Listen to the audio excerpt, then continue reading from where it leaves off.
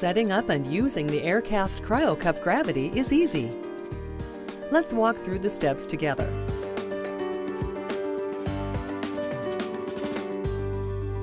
You'll want to start by preparing the cooler before you apply the Cryo-Cuff.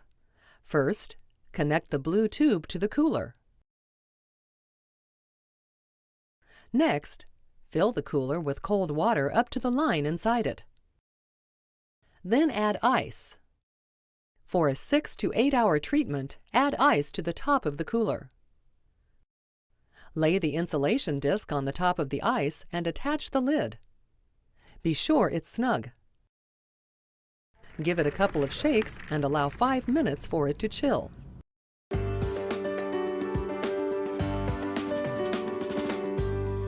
The Aircast Cryo-Cuff Gravity Unit is designed to work with the Aircast Cryo-Cuffs only. Only use the Aircast Cryo-Cuff with it. Be sure to carefully and completely read the instructions for your specific Cryo-Cuff before applying it. All Cryo-Cuffs should be applied only when they are completely empty. Sensitivity and susceptibility to cold varies for each person, so remember to frequently observe your skin. Cryotherapy should not be used in persons with Raynaud's or other vasospastic disease, or persons with cold hypersensitivity, decreased skin sensitivity, or compromised local circulation.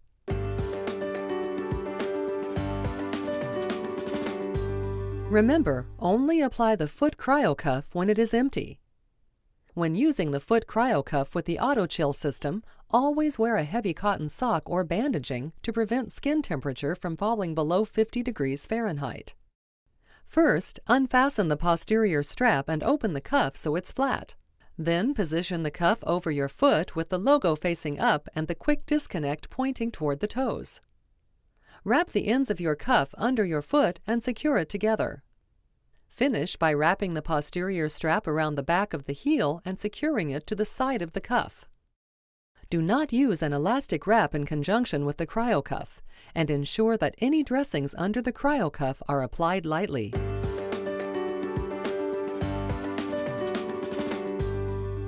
Remember, only apply the knee Cryo-Cuff when it is empty.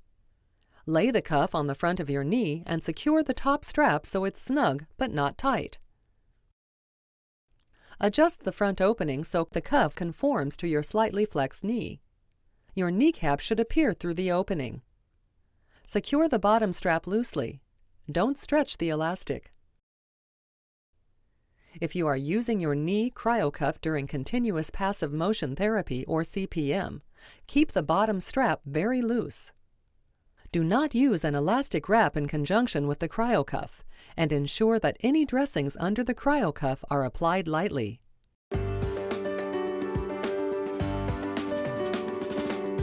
To fill your cuff, connect the blue tube to the Cryo-Cuff like so. You should hear a slight click, indicating a secure connection. Open the air vent on the cooler lid. Next, raise the cooler no higher than 15 inches above the cuff for approximately 30 seconds until it fills. Now, close the air vent on the cooler lid and disconnect the cooler from the cuff by pressing the metal tab on the quick disconnect while the cooler is raised. If using the auto-chill system, keep the cooler connected to the cuff. While using the unit, remember never to raise the cooler higher than 15 inches above the Cryo-Cuff, as this can cause excessive pressure. Reduce pressure in the cuff if you experience any sense of discomfort, numbness, or tingling.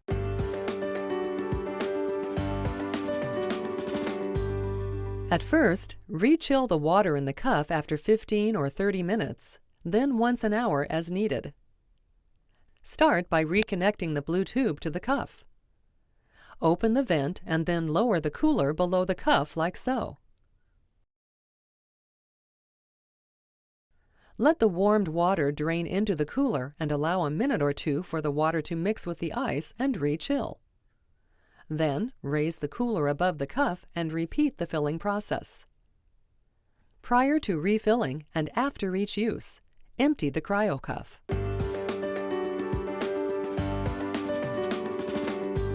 Re-chilling your water is easy with the auto-chill.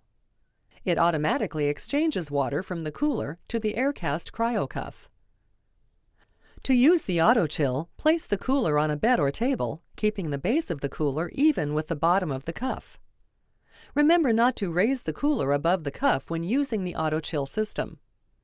Connect the clear air tube from the pump to the cooler lid with the check valve at the cooler end. Then connect the power cord to the bottom of the pump. Now plug in the wall adapter and set the pump power switch. If your bandages or dressings become moist or wet during the use of the auto-chill system, discontinue use and contact your healthcare professional immediately. To replace the ice when using the auto-chill, turn off the pump and unplug the wall adapter. Disconnect the clear air tube from the cooler and disconnect the blue tube from the Cryo-Cuff by pressing the metal tab on the quick disconnect. Open the cooler and pour out the water. Now you are ready to refill, pressurize, position, and reconnect as you have previously. When using the Aircast Cryo-Cuff cold therapy system, please consider the following. Do not use an elastic wrap with the Cryo-Cuff gravity. Dressings used under the Cryo-Cuff should be applied lightly.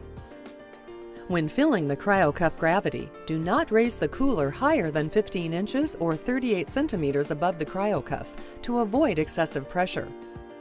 Reduce pressure with any sense of discomfort, numbness, or tingling of the limb.